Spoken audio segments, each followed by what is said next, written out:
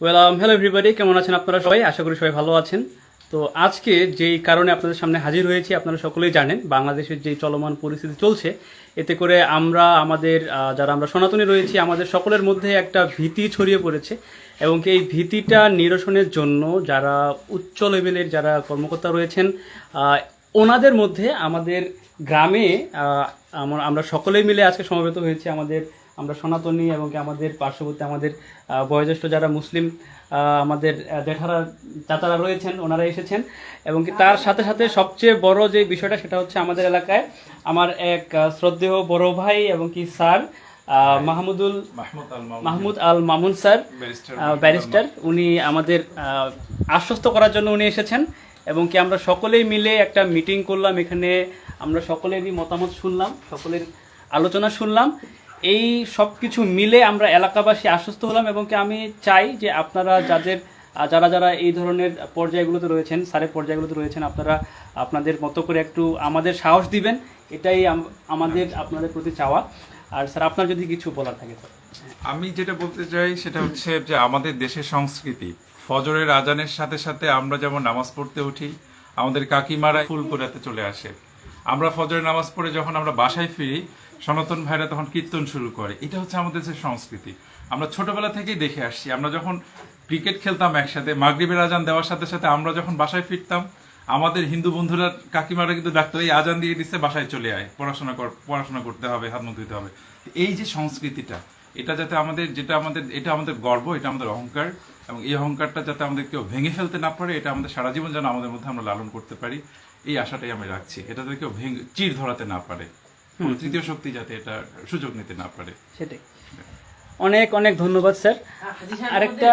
আরেকটা বিষয় আমি বলতে চাই যে আমাদের যে জিনিসটা আমরা সবচেয়ে বেশি শ্রদ্ধা করে ভালোবাসি সেটা হচ্ছে যে আমরা আমাদের আশেপাশের যে জায়গায় যেভাবেই যা কিছুই হোক না কেন, বিভিন্ন জায়গায় হয়তো বা রাজনৈতিক আক্রোশের কারণে অনেক ঘটনা ঘটে যাচ্ছে, কিন্তু আমাদের গ্রামে আমরা শুধু এইটাই উদাহরণ আমরা তৈরি করতে পারি যে আমাদের গ্রামে এখন পর্যন্ত আমরা কখনো বিশ্বাসও করি না যে আমাদের গ্রামে এই ধরনের কিছু হতে পারে, কিন্তু আমরা শুধু একটাই ভয়ে ছিলাম যে বাইরের যদি কোনো অ্যাটাক আসে, এটার জন্য আমরা প্রতিনিয়ত সবসময় আমরা সজাগ এবং কি সচেষ্ট ছিলাম। তো এখন আমাদের গ্রামের আমার দাদু, ওনাকে একটু কিছু বলার জন্য একটু রিকোয়েস্ট করছি। আজকের এই অনুষ্ঠানে সম্মানিত ব্যক্তি যারা উপস্থিত, বিশেষ করে অতিথিবৃন্দ, এবং আমি মনে করি আমাদের গ্রামের পক্ষ থেকে আমরা হিন্দু মুসলিম অনেক অতীত থেকে একে অপরে এমনভাবে আসি যে কেউ কারো শত্রু নেই, সবাই যেন নিজের আপন। একে অপরের বিশেষ অনুষ্ঠানে আমরা একে অপরকে দাওয়াত দিই। সুতরাং এই একই পরিবারের মতো আমরা হিন্দু মুসলিমগুলো। আমি আশা করি এই সমস্যা আমাদের মধ্যে এখানে কোনো সমস্যা হবে না। এরপরেও আমি আপনাদের সবাইকে আশ্বস্ত করতে চাই যে আপনারা নির্ভয়ে থাকবেন। কোনো রকম সমস্যা হলে আমাদেরকে মোবাইল দিবেন। এছাড়াও আমরা রাত্রে আসে আপনাদেরকে সাথে দেখা করব, আলাপ করব। ইনশাল্লাহ আমাদের এই এলাকায় কোনো সমস্যা হবে না। আল্লাহ আমাদের রহম করুক। আসসালামু আলাইকুম। আচ্ছা, অনেক অনেক ধন্যবাদ। আসলে এই জিনিসটাই আমরা বিশ্বাস করি, যার জন্যই আমরা এখনো অনেক শান্তিতে আছি, অনেক ভালোর মধ্যে আছি। আর আমি একটা জিনিস বলতে চাই যে আমাদের মধ্যে আমরা যে সম্প্রীতিটা আমরা টিকিয়ে আমাদের আছে, এটা আসলে আমরা ছোট থেকেই দেখে আসছি এবং কি এই জিনিসটাই এটা আমারও বিশ্বাস যে এখানে আমাদের আলাদা কোনো শক্তি আমাদের অ্যাটাক করতে পারবে না। তো আরেকজন আমাদের এলাকার বয়োজ্যেষ্ঠ চাচা হবেন, ওনার কিছু কথা শুনি। বিসমিল্লাহির রহমানির রহিম।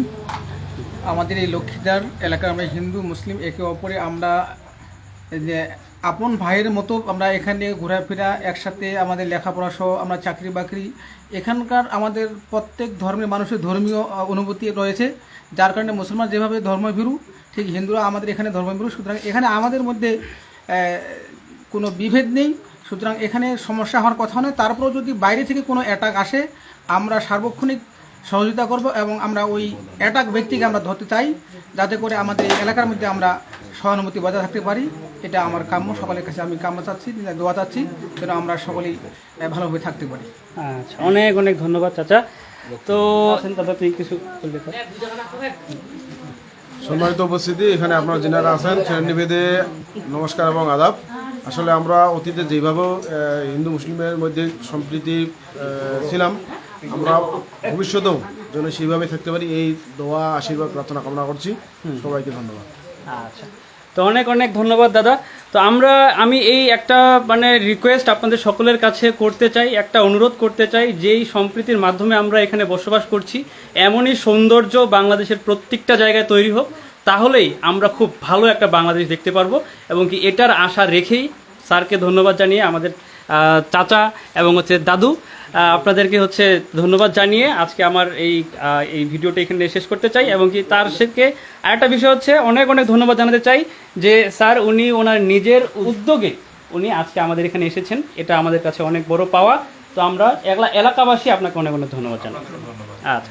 আচ্ছা, তো এরই সাথে আরেকটা মেসেজ আমি দিতে চাই আমার জায়গা থেকে। আপনারা যেহেতু আমাকে এডুকেশনাল কন্টেন্ট ক্রিয়েটর হিসেবে চেনেন, যে আমি ইংরেজি নিয়ে কাজ করছি অথবা আমাদের বাংলাদেশের এডুকেশনকে এগিয়ে নিয়ে যাওয়ার জন্য কাজ করছি, আসলে আমারও কিন্তু অনেক বড় স্বপ্ন।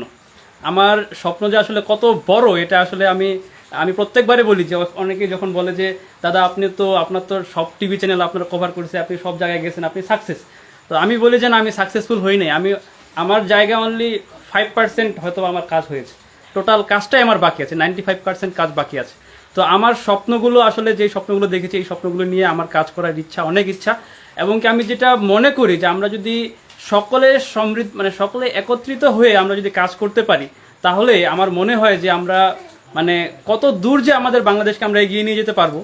এটা আসলে আমি বুঝি যে আসলে আমি যে জিনিসটা দেখতে পাচ্ছি।